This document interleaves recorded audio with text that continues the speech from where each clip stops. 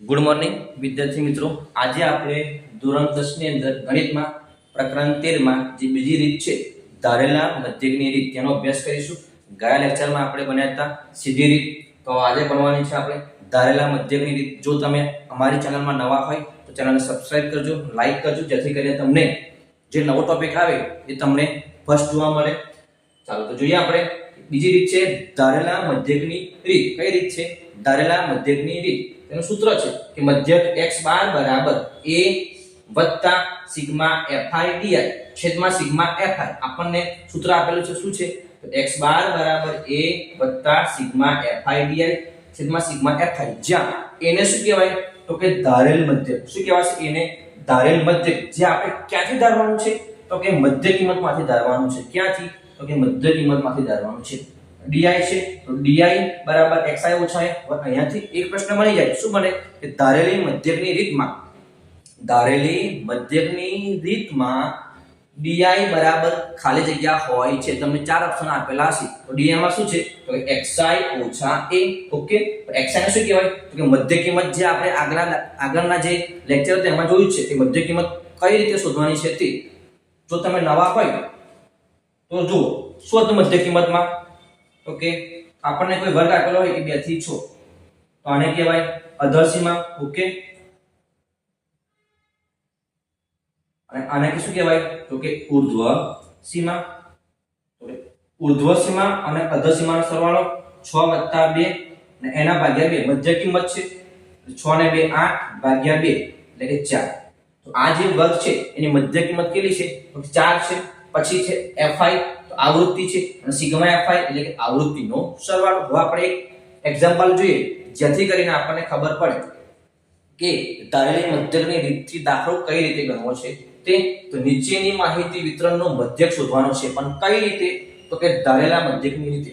જો વિદ્યાર્થી મિત્રો, આપણે મધ્યકમાં 3 રીત છે, સીધી રીત છે, ધારેલા મધ્યકની રીત છે અને પદ વિચલનની। તમે ત્રણે રીતથી દાખલો ગણશો તો જવાબમાં કોઈ પણ ફેરફાર આવે ના, જવાબ બધાનો કેવો આવશે? તો સરખો આવશે।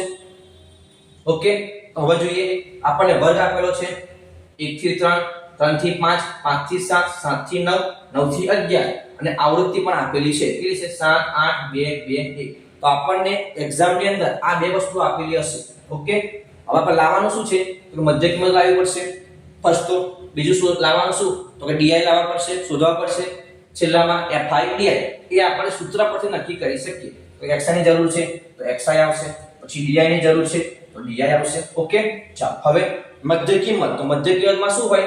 તો કે ઉર્ધ્વ સીમા અને અધર સીમાનો સરવાળો હોય, પણ એવું છે કે ઉર્ધ્વ સીમા અને અધર સીમાનો સરવાળો ભાગ્યા 2। તો 3 ને 1 4 અને 4 ભાગ્યા 2, 4 ભાગ્યા 2 કેટલા આવશે?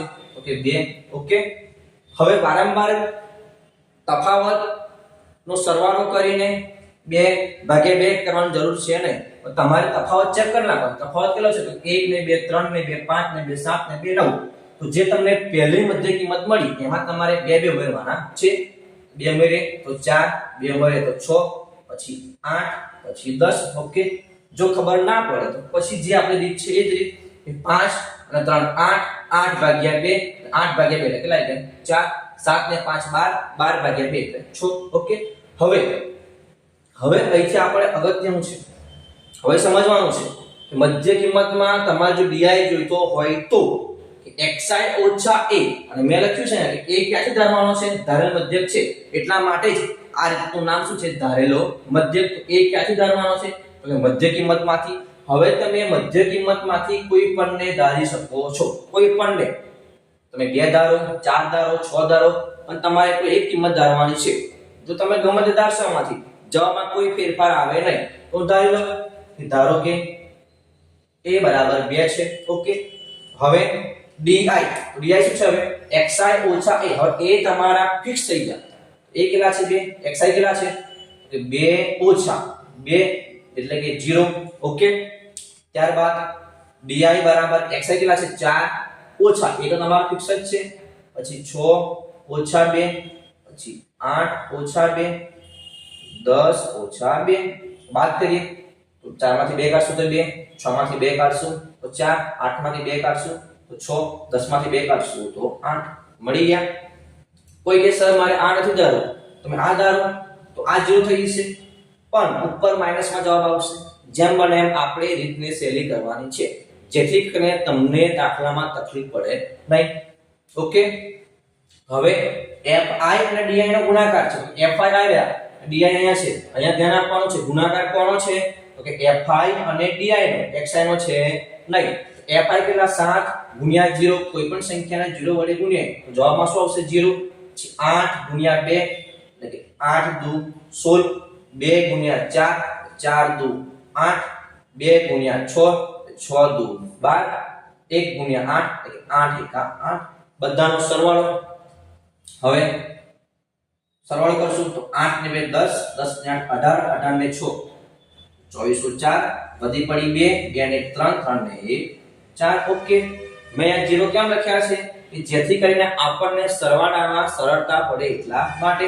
હવે સૂત્રો મધ્યક x બાર બરાબર, સૂત્ર છે આપણી સામે, a વત્તા સિગ્મા fi di છેદમાં સિગ્મા fi. ઓકે, તો a કેટલા છે? એ આપણે ધારેલા a કેટલા છે? તો કે 2 છે. તમારે આ રીતે બોક્સમાં આવી જવાનું. a બરાબર 2 છે. સિગ્મા fi di કેટલા છે? 44 આવ્યા છે.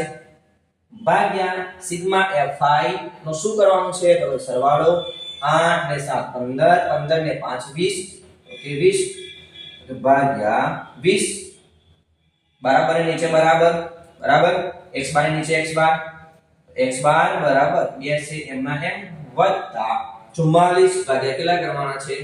તો કે 20, 20 નો ઘડિયો બોલવાનો, 44 થી વધે નહીં. 20 એકા 20, 20 દુ 40, અને તમે 44 માંથી 40 કરશો તો કેટલા વધશે? 4. હવે 20 છે, અહીં 4 છે એટલે ભાગ ચાલે ના, ભાગ ના ચાલે તો પોઈન્ટ લેવાનો, 0 ચડાવવાનો. 20 દુ તો 40, 40 માંથી 40 કાઢીશું તો કેટલા આવશે? 0. આપણને જવાબ કેટલો મળ્યો? તો કે 2.2. ઓકે, માટે x બાર બરાબર 2 અને 2 એટલે 4 અને 0.2. ઓકે, શું કર્યું? આ 2 અને 2 4.2. જ્યારે તમારો જવાબ આવે તો તમારે આ રીતે બોક્સમાં આવી જવાનું, જેથી કરીને તમે પરીક્ષામાં સારા ગુણ લાવી શકો. જે તમારું પેપર ચેક કરે એની સીધી નજર ક્યાં જાય? તો જવાબમાં. ઓકે.